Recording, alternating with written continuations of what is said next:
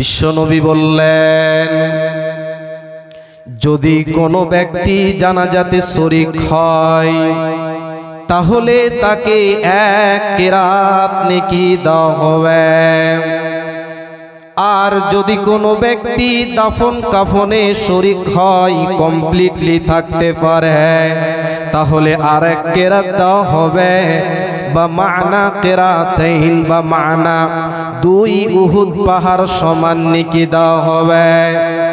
যদি কোনো ব্যক্তি জানাজাতে শরীক হয় এবং দাফন কাফনে শরীক হয়, তাহলে তাকে দুই কেরাত নেকি দেওয়া হবে।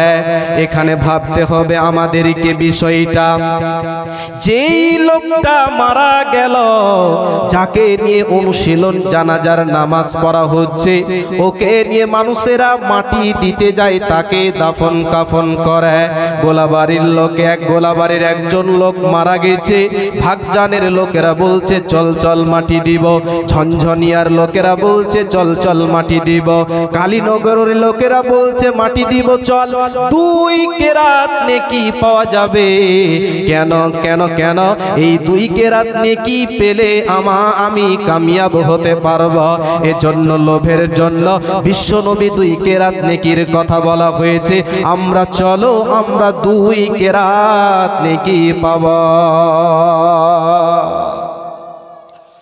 মৃত ব্যক্তির কথা বললেন না, জীবিতদের ব্যক্তিদের কথা কেন নবীজি বললেন?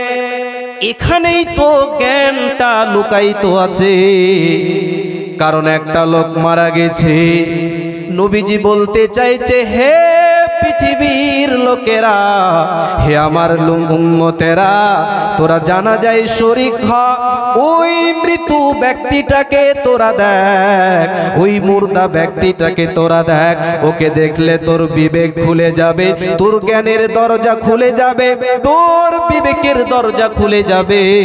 যখন তুই ওই মৃত ব্যক্তিটাকে দেখবি, কেমন করে জ্ঞানের দরজা খুলে যাবে। নবীজি জানাজাতে যেই অনুশীলনের কথা বলেছে, বিশ্ব নবী জানাজার ব্যাপারে যে কথাটা বলেছে, পৃথিবীর কোন প্রাইমারি স্কুল, পৃথিবীর কোন হাই স্কুল, পৃথিবীর কোন কলেজ, পৃথিবীর কোন ইউনিভার্সিটি, পৃথিবীতে এমন কোন বিদ্যালয় নাই যেই জ্ঞানটা দিতে পারবে। বিশ্ব নবী জানাজাতে যে জ্ঞানটা দিয়েছে, পৃথিবীতে কোনো বিদ্যালয় নাই ওই জ্ঞানটা দেওয়ার মতন ক্ষমতা হবে। কেন কেন কেন? কারণ একটা লোক যখন মারা যায়, একটা লোক জীবিত ছিল, ওর সাথে গল্প করছিলাম, ভালো ভালো কথা বলছিলাম রাত্রে বেলায়, সকাল বেলা উঠে দেখি ওই লোকটা হঠাৎ মারা গেছে। চিন্তা চলে এলো, হায় রে, ওই লোকটা তো জীবিত ছিল, তার সঙ্গে গল্প করছিলাম, কত সুন্দর করে গল্প করছিলাম, ভালো লাগছো, হঠাৎ সেই লোকটা মারা গেল। ওটাই জ্ঞান কি আছে শুনে নাও। ওই লোকটা মারা যাওয়ার পর ছেলে মেয়ে মা বাবা ধন দৌলত পৃথিবীতে সবকিছুর মায়া ত্যাগ করে দিল। ধন সম্পদ মাল, ছেলে মেয়ে স্ত্রী নাতি পোতা, অট্টালিকা বাড়ি ঘর ব্যাংক ব্যালেন্স, পৃথিবীর সব কিছু মায়া ত্যাগ করে ধীরে ধীরে কবরের দিকে কেমন করে চলে গেল। হে পৃথিবীর লোকেরা, তোরা একবার ওই জ্ঞানটা নে, একবার তুই দেখ কেমন করে সব কিছু বাঁধন কেটে দিয়ে ধীরে ধীরে কবরের দিকে চলে গেল। ওইটা যখন তুই একবার লক্ষ্য করবি, ওইটা যখন একবার তুই স্মরণ করবি, জানাজাতে যাবে, তখন তোর বিবেকটা খুলে যাবে। তুই বলবি আর গুনাহ করলে চলবে না, আর পাপ করলে চলবে না, এইরকম অদম হলে চলবে না, আমাকে ভালো মানুষ হয়ে যেতে হবে। পৃথিবীতে কত গুনাহ করেছি, পৃথিবীতে কত হারাম পথে ইনকাম করেছি, অবৈধ পথে ইনকাম করেছি, আমাকে আর এইরকম অদম হলে চলবে না, আমাকে ভালো মানুষ হয়ে যেতে হবে। এজন্য দুনিয়ার লোকেরা, বিশ্ব নবী বলেছেন, তোরা জানাজাতে শরীক হ।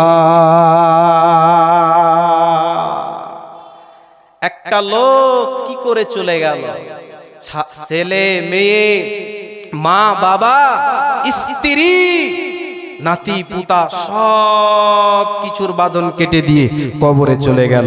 একবার লক্ষ্য কর, যখন কোনো ব্যক্তি লক্ষ্য করবে, যদি কোনো মানুষ এই জিনিসটা লক্ষ্য করতে পারে, ওর বিবেকটা খুলে যাবে।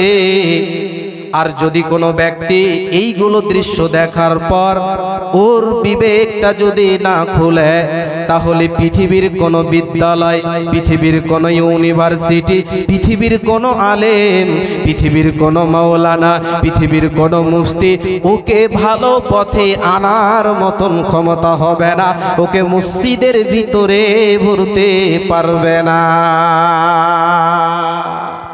কারণ হে পৃথিবীবাসী, হে দুনিয়ার লোকেরা শোনো, সাহাবা একরাম গণেরা যখন জানাজার কাছে যেতেন, বিশ্ব নবীর সাহাবীরা যখন যেতেন, তারা তখন চিন্তা ভাবনা করতেন।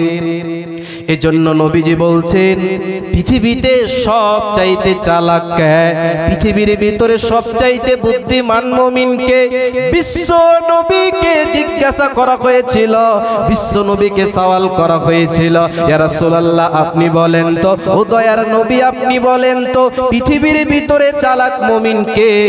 কোন লোকটা বুদ্ধিমান মুমিন আপনি বলেন? আল্লাহর নবী বলেন, যেই ব্যক্তিটা মৃত্যুকে বেশি বেশি স্মরণ করবে, যেই ব্যক্তিটা মৌতকে বেশি বেশি স্মরণ করবে, আর মৌতের পরের জিন্দেগির জন্য প্রস্তুতি গ্রহণ করবে, মরার পরের জিন্দেগির জন্য প্রস্তুতি গ্রহণ করবে, এই ব্যক্তির মতন চালাক পৃথিবীতে কেউ হতে পারে না, পারে না, পারে না। মৃত্যুর পরের জায়গা যেমন কবর, অনেক কথা আছে কবর সম্পর্কে। যদি কোনো মানুষ কবরকে স্মরণ করে তাহলে, এবং স্মরণ করে যদি দুনিয়া গড়ে, আর যদি কবর থেকে যদি বাঁচতে পেরে যায়, ওর মতন চালাক পৃথিবীতে কেউ হতে পারে না। বলছিলাম যে আপনারা যে যেখানে দাঁড়িয়ে আছে, এটা সবার এটা আদব নয়।